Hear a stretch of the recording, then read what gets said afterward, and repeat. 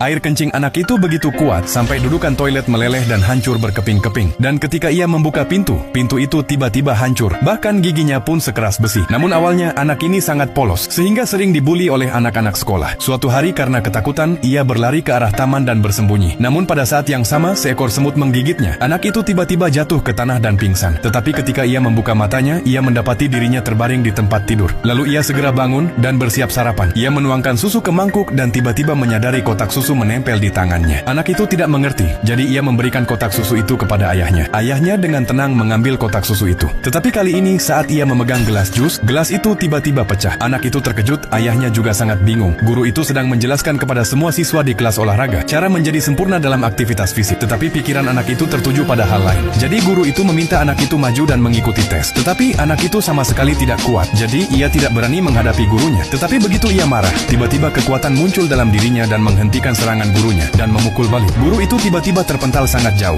dan semua orang yang berdiri di sekitar terkejut. Setelah sekolah usai, temannya mengajaknya pulang untuk menguji kekuatannya. Ia memberinya sebuah buku. Anak itu mencoba memotong buku tersebut dan buku itu langsung terpotong. Setelah itu ia memejamkan matanya, tetapi ia masih bisa mencium bau kue dari jarak 10 meter. Bahkan tembok pun tak bisa menahan kekuatan pukulannya dan hancur. Melihat kekuatannya yang luar biasa, temannya membuatkan pakaian khusus untuknya. Sekarang ia benar-benar menjadi Ant-Boy. Setelah itu mereka berdua mulai memberi pelajaran kepada para pelaku kejahatan. Lalu mereka melihat seorang pencuri. Anak itu mengenakan setelan pakaiannya dan segera berlari. Tetapi sesaat kemudian, karena takut, ia sempat mundur dan memanjat dinding. Pencuri itu juga ketakutan dan mulai melarikan diri. Anak itu melompat pada saat yang tepat dan menangkapnya. Pencuri itu pun tertangkap. Setelah itu anak itu mulai membantu orang-orang di mana-mana. Ia menyelamatkan orang-orang yang terjebak dalam kebakaran. Setelah memberi pelajaran kepada para pembuli sekolah dengan menggantung mereka terbalik, ia memanjat tembok dan menyelamatkan seorang anak kecil yang terjebak di atap. Kini ia menjadi pahlawan seluruh kota dan banyak gadis menjadi